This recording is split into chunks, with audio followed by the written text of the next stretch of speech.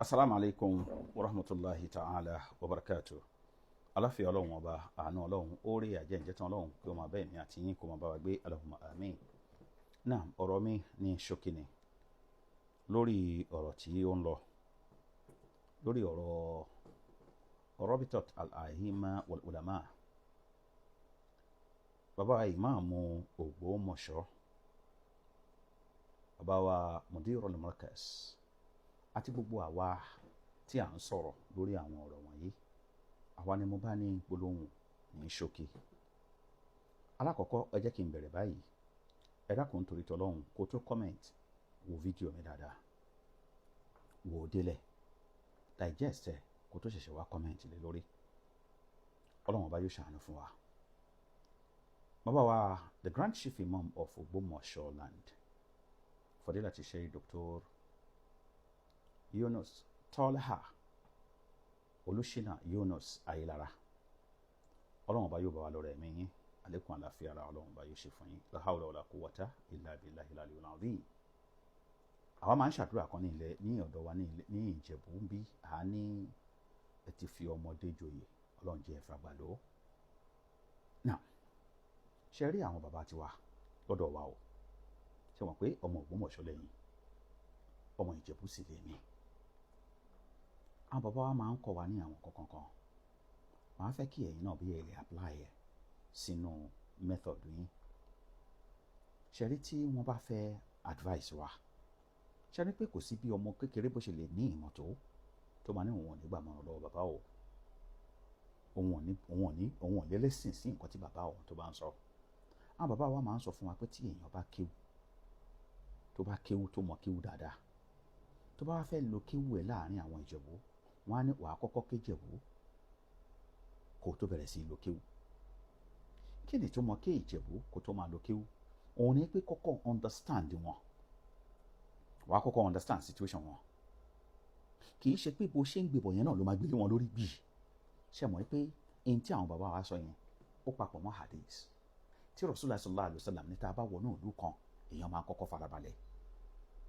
So bóyá kẹ́ ẹ lo method yẹn náà tí mo fẹ́ kẹ́ ẹ lò ní pé ṣe rí ọ̀pọ̀lọpọ̀ àwọn nǹkan wà tó ṣe pé kò ní ìdí pé kí a máa sọ nípa ẹ̀, pàápàá jùlọ lórí mímbàr.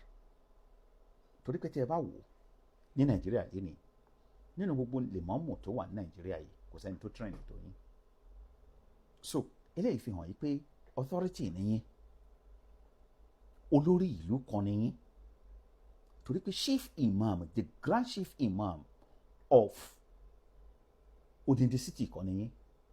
Àwùjọ tí ẹ máa ń kójọ ní ọ̀sẹ̀ẹ̀sẹ̀ àwọn tí ẹ máa ń kójọ lọ́sẹ̀ẹ̀sẹ̀ tó máa ń wà wájú yín tí ẹ ń ṣe kútúbà fún lọ́sẹ̀ẹ̀sẹ̀, ọba àlú ò rí kójọ bẹ́ẹ̀ o. Ìyẹn fi hàn yí pé authority ni yín. Ṣe rí àwọn ọ̀rọ̀ kan wà tó ṣe pé ọ̀rọ̀ inú ilé a kì í sọ ń ta. Ṣe rí àwọn àfáà wa àgbà nínú Islam, ẹ jẹ́ kí n fún yín ní àpẹẹrẹ ọ̀rọ̀ kan. Àfáà wa kan, kí Ọlọ́run bá kó bá wa ṣe àlékún àlàáfíà ara fún wọn. Wọ́n ṣe lecture ní mọ́ṣáláṣí kan ní ọjọ́ kan ni. Nínú mọ́ṣáláṣí tí wọ́n ti wá ń ṣe lecture yìí, ṣe mọ àwa ọ̀dọ́ ní àsìkò gbà yẹn nìkan ní wọ́n bá náwọ́ ló bá ní, Ustaz, ẹ jọ̀ọ́ ṣé Salatul Fati dáa kí a máa kà á lẹ́yìn ìrun? Ṣé mọ̀ pé mọ́ṣáláṣí lèmọ́mù tó wà nínú mọ́ṣáláṣí yẹn, lèmọ́mù yẹn Súfì ni, ó sì máa ń ka Salatul Fati. Àfáà yìí wá ó bèèrè ọ̀rọ̀ Salatul Fati nínú mọ́ṣáláṣí yẹn, ó mọ stand àfáà ẹ̀, ṣùgbọ́n nǹkan tó fẹ́ ṣe ni wípé kí àfáà kó sọ̀rọ̀ Salatul Fati. Ṣé wàá mọ ohun tí àfáà ṣe? Àfáà tó ní làákàyè, Ustaz bá ní in tó ṣẹlẹ̀ ní pé question yẹn o, èmi kọ́ ni máa dáhùn ẹ̀, bàbá wa imam ni wọ́n máa bá wa dáhùn ẹ̀. Ibi tí wọ́n bá dáhùn ẹ̀ sí, ibẹ̀ náà láti fi lẹ̀ sí. Imam ló dáhùn ẹ̀, nítorí pé kí ló fà á tí wọ́n fi ṣe bẹ́ẹ̀? Òun ni wípé ẹni tó fúnni láyè láti wá ṣe wáàsí nínú mọ́ṣáláṣí ẹ̀, láti lè wá bá àwọn èèyàn sọ̀rọ̀.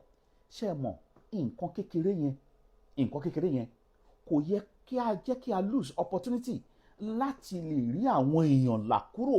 Tá a bá ti rí wọn là kúrò, ọ̀rọ̀ Sọ̀láàtìl Fátì lásìkò tó fẹ́ block wa yẹn ìbá máa block wa.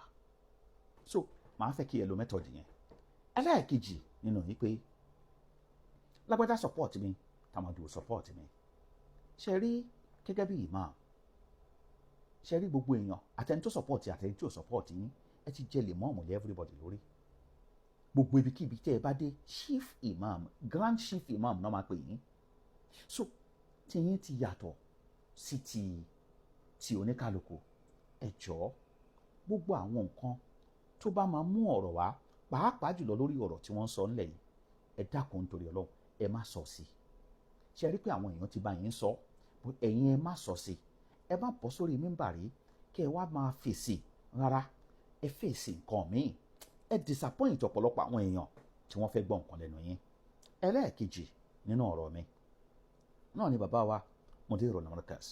Ọlọ́run bá a ṣe àlékún àláfíà ara fi yín. Ọlọ́run má ṣàìjẹ́ kí ẹ pẹ́. Bàbá wa sà, ṣe rí nínú Islam, ṣe rí tí èèyàn bá ti jẹ́ iye imam, àfáà wa ní ẹ mọ̀ dáadáa. Ṣe rí tí èèyàn bá ti jẹ́ oyè lèmọ́mù, ó ti di aṣíwájú o. Ó ti pẹ̀lú àwọn tó ṣe pé a ní láti máa bọ̀wọ̀ fún. Kódà bó jẹ́ pé àwa làáfáà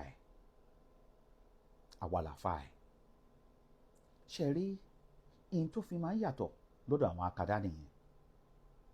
Ṣe rí tí lecturer tó kọ́yàn ní yunifásitì tó bá padà pàdé èèyàn lẹ́yìn ọdún tó pẹ́ tó wá rí wípé ẹni yìí náà ó máa ti gba PhD, ó ti ṣe gbogbo ẹ̀, ó máa fún ní respect wípé kò dúró, òun náà ti dé àwọn ipò authority kan, á máa fún ní ọ̀wọ̀ ẹ̀. Ṣe rí ẹni tó jẹ́ student yẹn, òun ló máa dá ọ̀wọ̀ padà fún àfáà ẹ̀ àbí fún lecturer ẹ̀ wípé ọ̀gá mi ni wọ́n nígbà tí wọ́n ń kọ́ wa. Ṣùgbọ́n kì í ṣe pé ń ṣe ni professor nítorí pé èmi ni mo kọ́ nígbà tó wà ní university tó máa sọ̀rọ̀ sí ní sísọ̀rọ̀ tó máa address ẹ̀ ní títàbùkù. Ìyẹn àkọ́kọ́. Ẹlẹ́ẹ̀kejì sà, ẹni kí Ṣọ̀ún Ògbómọ̀ṣọ́ wípé kó present ẹni nígbà tẹ́ ẹ̀ bá tí ì yọ lèmọ́mù tó wà ńbẹ̀. Sà, ṣé ẹ fẹ́ kán yọ lèmọ́mù ni sà? Ẹ jọ̀ọ́ sà, kí ni nǹkan tí ìmáàmù ṣe tó fi deserve yíyọ sà?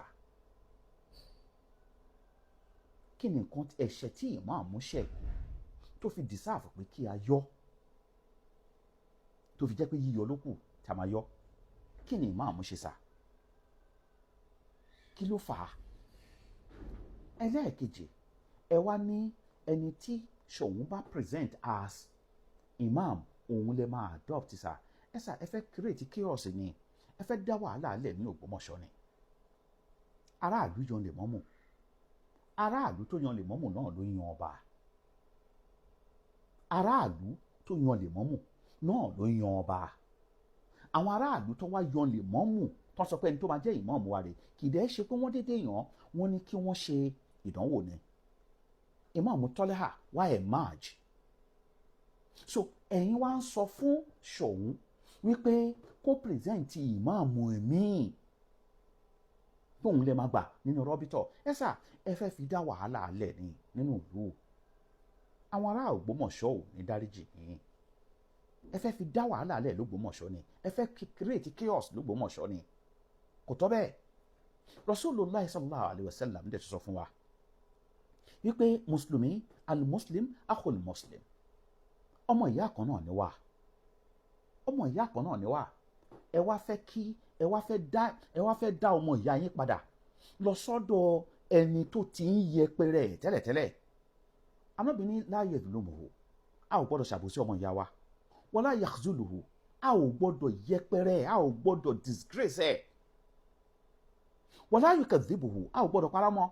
Wala yuhqiruhu, a ò gbọ́dọ̀ wọ̀ ńlẹ̀. Ẹ sà, ìmáàmù Ògbómọ̀ṣọ́ ẹ̀ ń dragi ẹ̀ nínú mud. Kò tọ́. Olórí ìlú ni, olórí grand chief imam ni of Ògbómọ̀ṣọ́, òun ni ìmáàmù Tọ́lẹ́hà.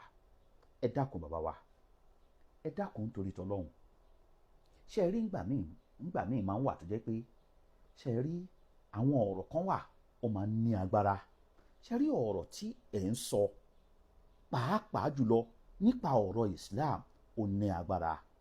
Ẹ bá wa máa wò ó, ẹ bá wa máa caution, Ọlọ́run ọba yóò bá wa pẹ̀lú yín. Ẹlẹ́ẹ̀kẹta, Rabitatul A'imma wal Ulama. Ẹ dákun torí tọlọ́hun, ẹ jẹ́ kí n béèrè lọ́wọ́ wa o. Ṣé rọ́bítọ̀, ṣé nínú rọ́bítọ̀ yìí, ṣé àwọn nǹkan kan wà tó jẹ́ pé ṣé politics là ń ṣe ń bẹ̀? Nítorí pé ọ̀rọ̀ wa fẹ́ máa jọ bẹ́ẹ̀ o. A ń láti avoid nǹkan tó ń jẹ́ politics àti favoritism. Pé ẹni yìí, ẹni tí wà rèé. Tó bá jẹ́ wípé ẹgbẹ́ ni, ẹgbẹ́ a máa disagree to agree ni. A máa disagree to agree ni. Ẹ dákun torí tọlọ́hun, ẹ̀yin bàbá wa tẹ́ wà ń bẹ̀, ẹ̀yin bàbá wa, ẹ̀yin gbogbo àfáà wa ńlá tó wà ń bẹ̀, ẹ dákun torí tọlọ́hun. Ẹ jẹ́ ká máa treat gbogbo àwọn imam equally, kí a sì máa follow due process. Ṣé kò sí disciplinary committee nínú rọ́bítọ̀ ni? Tí imam kan bá tiẹ̀ wáṣẹ̀, ṣé gbangba, ṣé àwọn tí a yàn as a disciplinary committee yẹn, tí àwọn èèyàn ò lè handle ẹ̀ ni, kàn handle ẹ̀ nínú yàrá kan? A rí bí wọ́n ṣe ń ṣe é. Ṣé àwa tá a fẹ́ bá ìjọba sọ̀rọ̀ wípé wọn ò ṣe dáadáa rèé, báwo làwa ṣe ń ṣe àárín tiwa? Ẹ dákun ẹ̀yin bàbá wa, ká máa mọ̀ọ́mọ̀ ká máa bú ìmáàmù ní public kì í ṣe ohun tó tọ́, kì í ṣe ohun tó tọ́. Ọlọ́run bá yóò ṣàánú wa. Ẹlẹ́ẹ̀kẹrin ọ̀rọ̀ mi òun náà ni wípé gbogbo àwa náà tá à ń gbèjà, ṣe rí ìgbà míì máa ń wà tó jẹ́ pé àwa tá à ń gbèjà yẹn, àwa là ń dákún ọ̀rọ̀, àwa là ń dákún ọ̀rọ̀.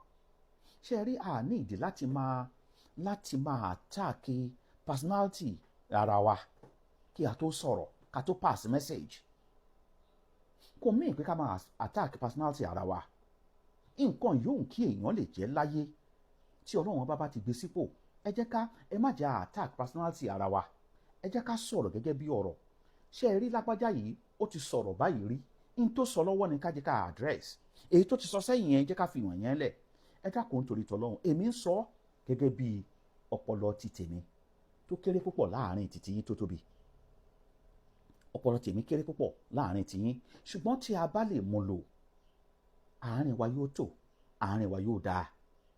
Oníkálùkù àti wá form group, àwa kan against, àwa kan in support. So eléyìí kọ́ la máa fi promote Islam, eléyìí kọ́ la máa fi propagate Islam. Àtẹ̀mí àtìyín, Ọlọ́run ọba yóò ṣàánú wa. Subhana rabbika rabbil izzati amma yasifun, wassalamu ala al-mursalin, alhamdulillahi rabbil alamin.